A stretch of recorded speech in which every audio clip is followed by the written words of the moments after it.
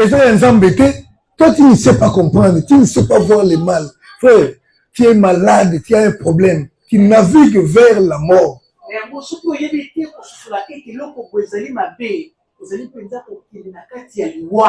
Alléluia. Amen. À la recherche de la sanctification. Sans laquelle tu ne verras pas Dieu. Alléluia. Amen. Et nous avons vu que c'est la parole qui nous sanctifie. Comme il a dit, sanctifie-les par ta vérité et ta parole est la vérité.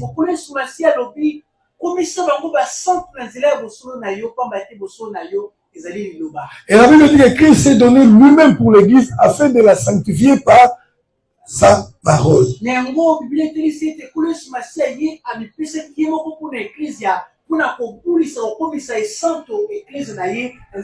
Donc quand tu écoutes la parole de Dieu, tu la gardes dans ton cœur. Devant une situation donnée, tu t'en souviens, tu la mets en pratique, tu es en train de te sanctifier. Alléluia. Amen. On va voir, la sanctification. En tout cas, ça doit être les enseignements de tous les jours.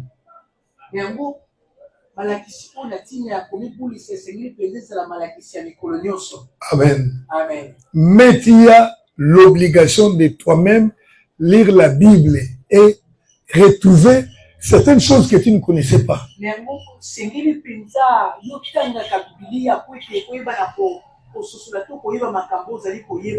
Voilà, aujourd'hui, nous allons lire quelques éléments de la sanctification parce qu'il y en a plein. Alléluia.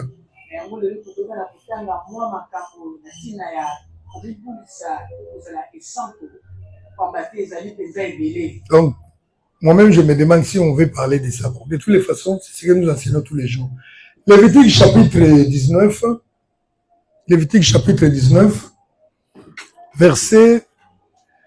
à partir du verset 1er, et puis nous allons descendre petit à petit pour voir où nous pouvons nous arrêter.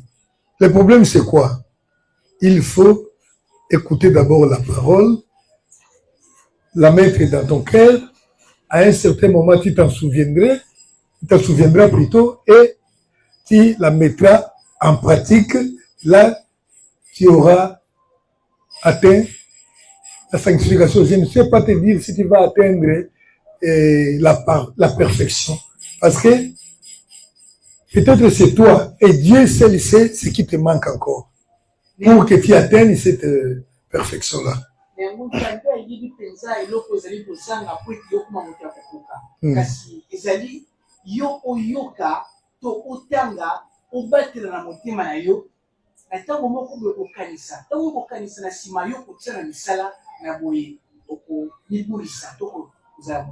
Alléluia. Amen.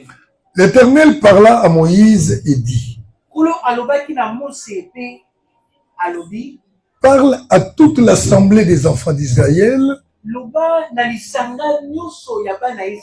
et tu leur diras: soyez saints, car je suis saint, moi, l'Éternel, votre Dieu.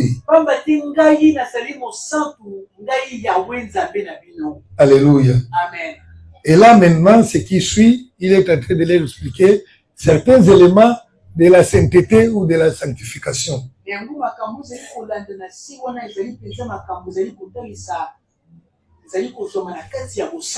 Chacun de vous respectera sa mère et son père. Et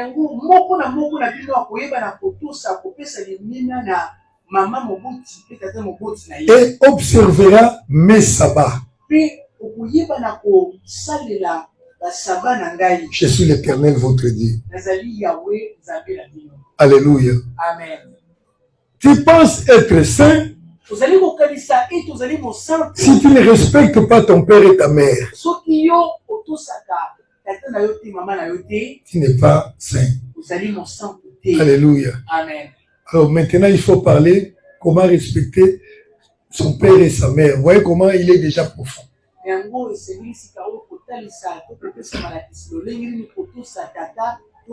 Parfois, je vais dire juste une chose ou des choses. Vous savez, la responsabilité que le Seigneur a donnée à nos parents est inestimable, au point où certaines personnes disent que les parents sont... Certaines personnes disent ça. Donc, ils regardent la grandeur de la responsabilité des parents et ils disent que presque le quoi banzambe.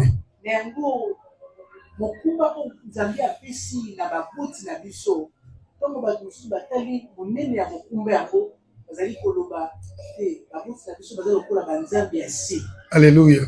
Ce sont des personnes par qui le Seigneur a travaillé pour t'appeler au monde. Ils ont consenti beaucoup de sacrifices que tu ne connais pas. Dieu leur a donné des instructions pour ton éducation. Et quand tu commences à les bouder, parfois il t'envoie, tu commences à murmurer, et quand le Seigneur regarde comme ça, même si tu parles la langue, alléluia, tu n'es rien devant lui. Honore ton père et ta mère. Il y a beaucoup de choses là-dedans. Il ne faut pas que tes parents pleurent à cause de ta conduite. Parce qu'il y a des parents qui pleurent. Cet enfant ne m'écoute pas. Cet enfant, il fait des choses contraires. Donc, et quand un parent commence à pleurer déjà comme ça, alléluia. Amen. Il n'y a pas que ça, bien-aimé. La Bible dit, le Seigneur reprochait aux pharisiens qui pouvaient dire aisément que ce que j'avais pour t'honorer, pour donner à mes parents, je l'ai amené comme offrande à l'église.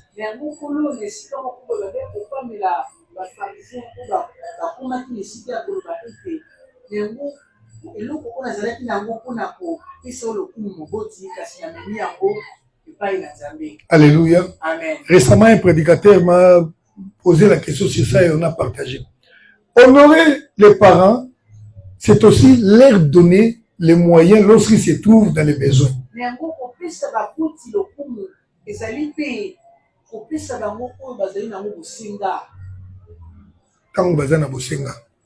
Alléluia. Oui, c'est ça même. C'est ainsi que vous verrez lorsque la Bible parle d'honorer les serviteurs qui vous prêchent la parole. Et ça ne concerne pas de crier sur qui marche sur les pannes. Ça concerne les salaires de ceux qui nous enseignent la parole. Honorez-la.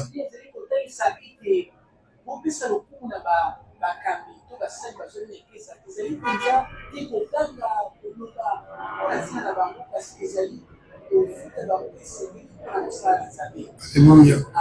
Parfois même les parents ne demandent pas grand-chose. Peut-être ils demandent simplement de les visiter.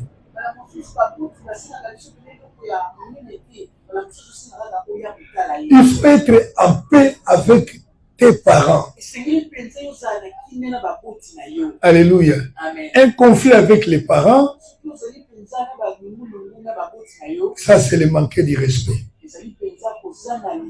Et Dieu dit, vous respecterez votre mère et votre père parce que moi je suis votre Dieu.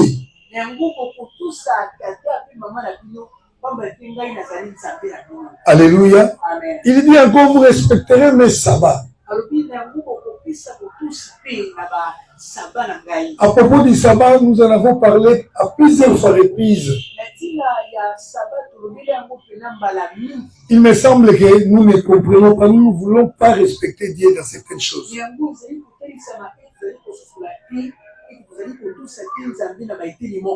Alléluia. Amen. Quand vous lisez l'histoire des enfants d'Israël, ils avaient été amenés en captivité à cause du non-respect des sabbats de Dieu.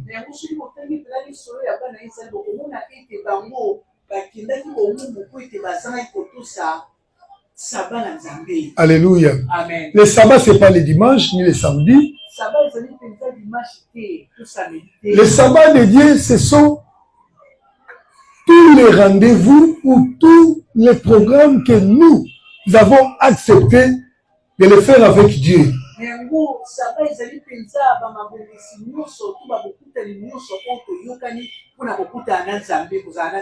Alléluia. Amen. Par exemple, maintenant, là, nous nous sommes dit, nous avons dit au Seigneur, Seigneur, nous, ici, nous allons commencer à prier dimanche de 8h à 10h30.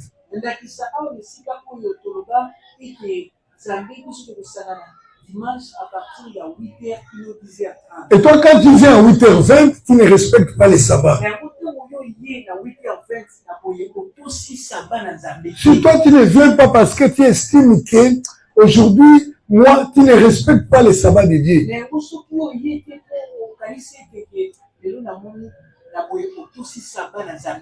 Alléluia. Amen. Lorsque nous avons promis à Dieu que nous serons devant ta face chaque mois à telle période et que vous ne respectez pas ce que vous lui avez dit, ça, vous êtes en train de violer les sabbats de Dieu.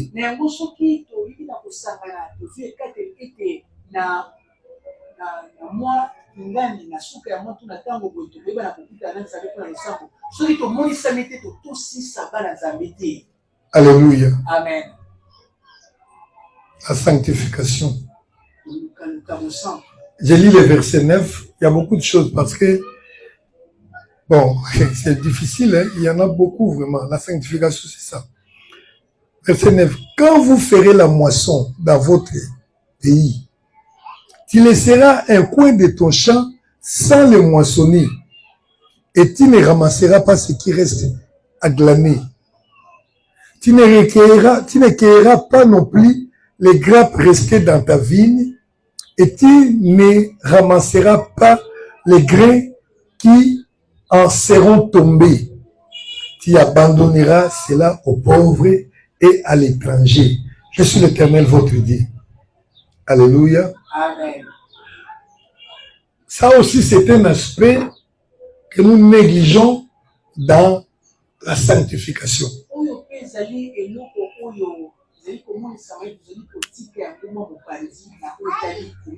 Le Seigneur avait ordonné aux enfants d'Israël ceci. Quand vous ferez votre champ, les champs à vous, vous sèmerez bien sûr au temps de la récolte. Par exemple, j'ai un champ de 10 mètres carrés. Au lieu de récolter 10 sur 10, je ne peux pas tout prendre. Je dois laisser même une partie là de mon champ. Alléluia. Amen. Même 1 sur 1, puis 2 sur 5, je laisse ça. C'est pas que ce que j'ai cueilli suffit à ma faim ou bien à mes besoins, mais je laisse. Pourquoi? Parce qu'il y a certaines personnes qui sont pauvres qui pourraient passer là pour qu'ils puissent même ramasser.